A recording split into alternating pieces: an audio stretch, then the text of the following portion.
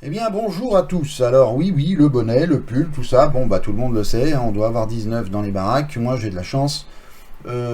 Pour atteindre 19, j'y arriverai pas de toute façon. Donc, quand j'ai 18, 17, je suis content. Mais ça, c'est chaque hiver, donc moi, ça va pas me changer grand-chose. Alors, avant toute chose, je vais suivre les conseils d'une amie qui m'a dit qu'il fallait quand même que je vous présente mes excuses. C'est vrai que je m'en rends pas compte. Hein. Je pars, je reviens, je repars, je reviens. Des fois, je suis absent pendant je sais pas combien de temps. Enfin bref, je suis pas très suivi sur la chaîne, ça c'est une évidence. Donc, sincèrement, je vous présente à tous mes excuses pour ceux qui me suivaient, qui appréciaient mes contenus. Voilà. Mais c'est vrai que comme vous, je suis en fait extrêmement affecté par le monde qui nous est proposé aujourd'hui. Hein, quand je dis proposé, je dirais par ce monde qui nous est plutôt imposé, hein, par tous ces dirigeants incompétents, incompétents qui ne se rendent même pas compte de ce qu'ils font, quoi. Ça me dépasse, mais je suis sûr que je suis pas le seul. Hein. Et alors encore, quand je parle d'incompétence, je pense que c'est plutôt un mélange, vous voyez, subtil si ça peut l'être, même pas chez eux, quoi. Hein, je veux dire, de bêtises, je crois que c'est de la bêtise absolue, quoi. De l'ignorance, et voire même un fond de méchanceté qui est dirigé principalement contre nous, vous voyez, le peuple français, qui de merde noire, s'il pouvait pas exister, ce peuple, qu'est-ce qu'on serait peinard entre nous, quoi. Hein. Bon, manque de bol, on existe, donc il faut bien faire quelque chose de nous, et évidemment, ce qui nous réserve n'est pas terrible, mais ça, tout le monde en est conscient. Hein. D'ailleurs, je me demande comment il peut y avoir un tel décalage entre ces élites et puis nous, en fait. Hein. Je sais pas, il a dû se passer un truc, on a dû rater une gare à un moment donné. Enfin bon, c'est pas grave. Hein. Je vais pas revenir donc sur ces 2 années, les 2 années affreuses où on a commencé à bien nous la mettre et à bien nous priver de nos libertés, à nous imposer des choses. Hein. Ces mensonges tous plus gros les uns que les autres, mais du jour au lendemain, ça change. Donc c'est encore comme ça aujourd'hui d'ailleurs. Hein. C'est encore comme ça. Vous avez quelqu'un quand même, c'est quand même presque notre président, quoi, le gars, qui dit un jour il nous fait peur et puis le lendemain il dit la même chose, il dit attention, hein, j'ai interdit à tout le monde de faire peur aux gens. Hein. Ouais, enfin commence par te regarder, quoi. Hein, c'est impressionnant. Je ne comprends pas. Toujours avec ce petit sourire là, comme ça en coin. Là, je ne sais pas si vous avez remarqué là, l'air de se foutre de notre gueule, mais c'est impressionnant. Enfin, je reviens pas sur tout ça. Je reviens simplement sur cette France coupée en deux maintenant, hein, avec ceux qui ont tout bien fait, hein, tampon sur la carte de membre, comme dirait l'autre, et puis ceux qui, les pauvres, ceux qui comprennent rien, et puis ils se posent des questions. Putain, j'ai pas compris, madame. Est-ce que vous pouvez répéter? Mais même quand elle répète, je comprends pas non plus, quoi. En fait, je veux dire, je vois pas l'intérêt.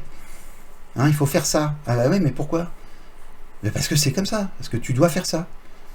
Ah oui, mais je comprends pas. Si tu comprends pas, c'est que t'es con. Hein, voilà. Ou c'est que, attention, hein, tu respectes pas tes concitoyens, tu respectes pas les autres. T'en as rien à foutre de la vie des autres si tu comprends pas. Bon, c'est ça. La culpabilité, voilà, le maître mot. La culpabilité. Alors, comme disait la chanson, à quoi ça sert de chercher à comprendre de nos jours? Vous vous souvenez, elle était jolie cette chanson d'ailleurs. C'est Bob Dylan, je crois, qui chantait ça. Ça avait été repris par un autre, là. C'est sûr que chercher à comprendre, hein, chercher à comprendre la gestion pitoyable de l'épidémie, la gestion pitoyable de l'énergie, la gestion pitoyable de la guerre en Ukraine, de la hausse dingue du prix des carburants, du prix de la vie. En règle générale, je ne sais pas si vous allez faire les courses, mais moi j'y vais de moins en moins. Attendez, vous rigolez, à chaque fois on en a pour 40 ou 50 balles, il n'y a rien à bouffer dans le caddie. Hein, alors là, il y en a certainement, la guerre en Ukraine, elle a bon dos, moi je vous le dis tout de suite. Hein. Il y en a qui se gavent. Regardez, je vous prends un exemple, le prix du pelé, vous savez, pour les poêles. Moi j'en ai pas, hein, j'ai pas les moyens de me payer un poêle à peler, j'ai encore du bois. Le prix du pelé, il était à 4 € l'année dernière, 4,50 €, on va dire, le sac de 12 ou 15 kilos, je sais plus. Là, il est passé à 12 balles. C'est le même, hein? Attendez, vous n'allez pas me dire que c'est la guerre en Ukraine qui fait monter le prix du pelé, quoi. Comme le prix de tout un tas de trucs. Moi, je ne vais plus au supermarché. Vous savez ce que je fais maintenant? J'achète local. J'achète dans un petit magasin local dans mon village. La viande, elle est produite à 3 km. En fait, les gars, ils s'impliquent pas ils ont pas des... Eux, ils gagnent bien leur vie. Je fais ça pour la viande, je fais ça pour plein de trucs maintenant. Ils gagnent bien leur vie parce qu'ils vendent leurs produits comme il faut. Et puis le petit magasin, c'est une boutique solidaire, ça s'appelle, voilà, c'est ça. Et le petit magasin, il prend même pas de marge, il en prend un tout petit peu pour faire tourner la boutique, quoi. Vous voyez, donc on n'est pas dans le système Carouf et tout le bordel, quoi. Et en plus, c'est meilleur, vous vous rendez compte. Donc merci la crise, ça nous apprend aussi des choses comme ça, que la facilité d'aller courir avec son caddie, peut-être que c'est bien de pas le faire, voilà. Bon, bref. Quoi qu'il en soit, moi j'ai cherché à comprendre pourquoi aussi nos médias sont devenus carrément le relais unilatéral du pouvoir en place, quel qu'il soit d'ailleurs. Je sais pas moi, mais quand ils étaient, à l'époque, le journalisme c'était presque un contre-pouvoir. Maintenant c'est le même. Maintenant il n'y a pas de contre-pouvoir. D'ailleurs, l'opposition en France, vous avez vu l'opposition? Mais il n'y a pas de contre-pouvoir. De toute façon, ils n'ont pas besoin de l'opposition, puisqu'ils font tout passer avec les 49.3, donc à la base, je veux dire qu'il y ait une assemblée nationale ou qu'il n'y en ait pas, pour eux, c'est bonnet blanc et blanc bonnet, hein. Ça change rien. Donc c'est le bordel. Chercher à comprendre la connerie, vous voyez, là, dernièrement, la connerie du véhicule tout électrique, quand on sait ce que coûte en carbone, en énergie carbone, la production de cette dite batterie, hein. C'est des millions et des millions de litres d'eau pour faire une batterie, hein, déjà qu'on manque d'eau. Bon, et que pour rentabiliser un truc comme ça, pour qu'elle ait une empreinte carbone à zéro, cette voiture électrique, il faudrait qu'elle fasse 80 000 km à peu près. Bon, nos diesels, ils sont mieux, parce qu'ils se sont vachement améliorés en plus, les gars. Donc nous, on a moins d'empreinte carbone avec nos voitures diesel qu'avec les bagnoles électriques. Bon, alors, je comprends pas pourquoi le tout électrique avant 2035, je sais pas. Je sais pas, faut pas chercher à comprendre, dirait l'autre. Hein. Faut pas se poser de questions. Bon, de toute façon, c'est devenu louche. Hein. Quand vous posez des questions, quand même très très très louche. Hein. Donc vous êtes certainement facho, vous voyez, un truc complotiste, adorateur de certains professeurs du sud de la France et ailleurs. C'est très laid, ce que vous faites. Moi je serais pas fier à votre place. Oui. Ouais, c'est n'importe quoi. On n'a pas le droit de douter de ce que nous dit le gouvernement. Ouais. moi je fais ce que je veux, hein, je veux dire. Honnêtement, ça me gêne pas. Tous les matins, hop, je me mets une petite dose de doute et ça va mieux. Bon, en fait, bref, on doit juste se plier de toute façon docilement à tout ce qu'ils nous racontent, hein, puis avaler toute cette putain de nourriture médiatique. C'est incohérent, mais bon, on en a tous les jours. Je peux comprendre, hein, que les gens sont complètement paumés, parce que déjà qu'il n'y a plus de formation à l'école et qu'on a pu, vous savez, on n'est plus formé au sens critique. Ça se serait passé, ça, dans les années 80, mais jamais, d'ailleurs, ça se serait passé. Jamais. C'était pas les gilets jaunes qu'on aurait eu, hein, d'ailleurs. Hein. Ça aurait été bien pire. Ah bah oui, alors on n'aurait rien gobé.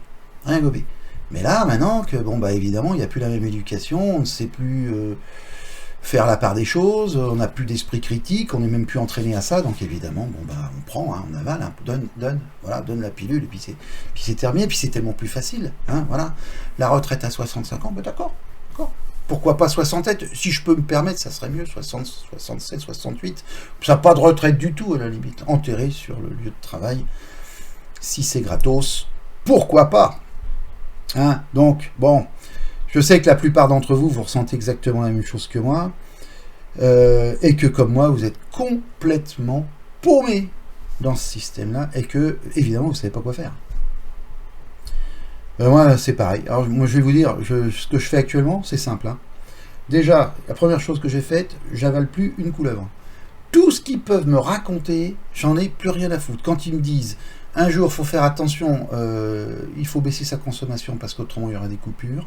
De toute façon, qu'on le fasse ou qu'on le fasse pas, s'ils ont envie de couper, ils couperont. Donc, à la base, moi, qu'est-ce que j'ai fait? J'ai acheté un groupe électrogène.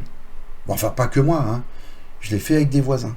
Comme ça, au moins, on pourra se le prêter, si ça dure, de manière à alimenter au moins les congélateurs. On va quand même pas perdre le peu de bouffe qu'on a. Vous voyez? Voilà, ça c'est le deuxième point, c'est qu'en fait, entre voisins, bon, pas tout le monde, hein, évidemment, il y a toujours des gens qui veulent pas rentrer dans quoi que ce soit, qui considèrent que c'est la panacée, hein, et qu'ils ont tout ce qu'il faut, tout seuls, ils vont y arriver, hein.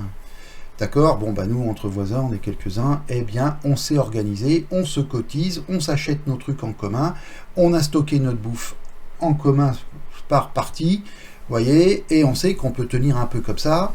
se réchauffer parce qu'on a prévu d'avoir du chauffage à bois qui ne demande pas d'électricité. On a des stocks de bougies des fois pour faire une partie de belote le soir quand ils vont nous couper c'est dommage, entre 18 et 20 heures, c'est là où on joue à la belote. Donc bon, ça fait chier si on voit pas les cartes. Donc pouf, petite bougie, voire même quand on est moderne, on a une petite lampe à pétrole, le bonheur. Voilà, donc vous voyez, nous ce qu'on a fait, voilà, c'est ça, hein, c'est-à-dire je me suis mis avec quelques potes, quelques amis triés sur le volet, on n'est pas nombreux, mais au moins on s'éclate et on est sûr qu'on va pouvoir passer l'hiver, quoi. C'est une évidence, vous voyez.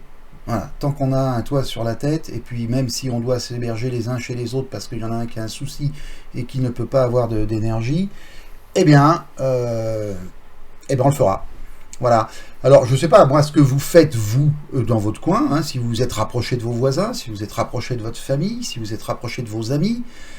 Si vous ne l'avez pas fait, bah, peut-être, je ne sais pas, je n'ai pas de conseils à vous donner, chacun fait comme il veut, hein, mais peut-être c'est une bonne idée hein, d'aller vers les autres, parce que autrement, si vous n'y allez pas, personne ne viendra vers vous. C'est très rare que quelqu'un arrive et dise « Salut, bon tiens, j'éprouve le besoin de télé, tu vois ». Ah, ça marche pas ça. À mon sens, ça marche pas. Mais bon, on ne sait jamais, les miracles peuvent arriver.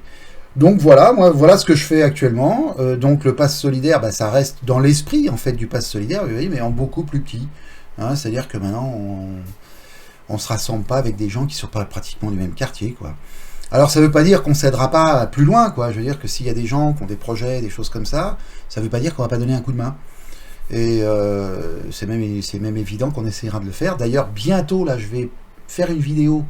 J'attends des informations encore sur, vous savez, c'est le Noël des enfants, en fait, du personnel hospitalier qui a été viré parce qu'il n'avait pas le tampon.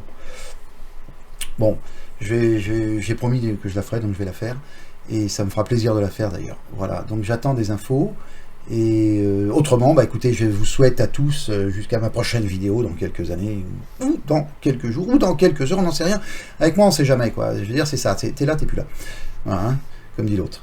Donc, bon, bah écoutez, je vous souhaite à tous une très bonne soirée, et surtout, essayez. Allez vers les gens, allez vers les autres. Faites votre petit trou tranquille, local, et puis je pense que ça se passera pas si mal que ça. Voilà, ça c'était la petite note d'espoir. Allez, surtout restez sain dans votre tête, hein, et fiers de ce que vous êtes. Que ciao les amis.